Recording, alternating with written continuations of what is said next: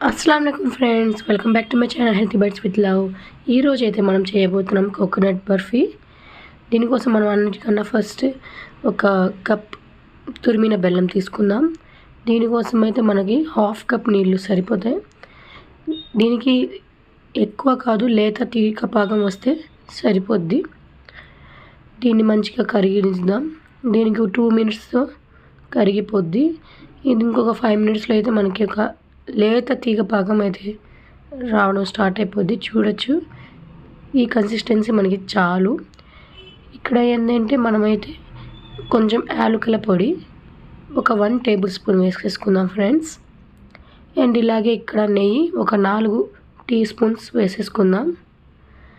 And వీటన్నిటిని ఒకసారి మంచిగా మిక్స్ చేద్దాం ఫ్రెండ్స్। దీన్ని మిక్స్ చేసిన తర్వాత ఏదైతే మన పచ్చి కొబ్బరి ఉందో, ఇది నేను 2 కప్పుల పచ్చి కొబ్బరి తీసుకున్నాను। దీన్ని మిక్సీలో కొంచెం దరదరగా బ్లెండ్ చేసుకున్నాను, ఎక్కువ ఫైన్గా కాకుండా కోర్స్లీ। దీన్ని కూడా దీంట్లో వేసి మంచిగా మిక్స్ చేద్దాం। ఆ బెల్లం ఏదైతే ఉందో ఈ కొబ్బరితో మంచిగా మిక్స్ అయ్యేలాగా ఫాస్ట్గా మిక్స్ చేసుకుందాం। ఇప్పుడైతే చూడొచ్చు, ఈ మిక్చర్ అయితే మంచిగా మిక్స్ అయింది, కానీ దీనికి ఇంకో 5 మినిట్స్ మంచిగా ఇలాగే కలుపుతూ ఫ్రై చేసుకుందాం। ఏదైతే మన పచ్చి కొబ్బరి ఉందో అది ఇంకొంచెం ఫ్రై అయ్యి ఫ్లేవర్ ఎన్హాన్స్ అవుద్ది।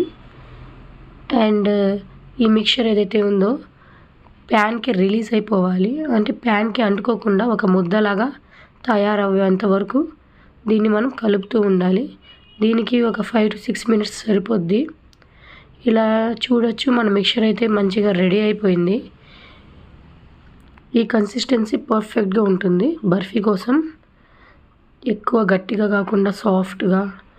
ఇప్పుడైతే ఒక ప్లేట్లో నెయ్యి రాసి పెట్టుకొని దాంట్లో ఏదైతే మిక్చర్ ఉందో అంతా వేసి ఒక షేప్లో చేసి సెట్ చేసి సైడ్లో పెట్టుకుందాం। ఇది కొంచెం చల్లారిన తర్వాత మనకు కావాల్సిన షేప్లో పీసెస్ కట్ చేసుకుంటే అంతే, ఎంతో రుచికరమైన కోకోనట్ బర్ఫీ అయితే రెడీ అయిపోద్ది।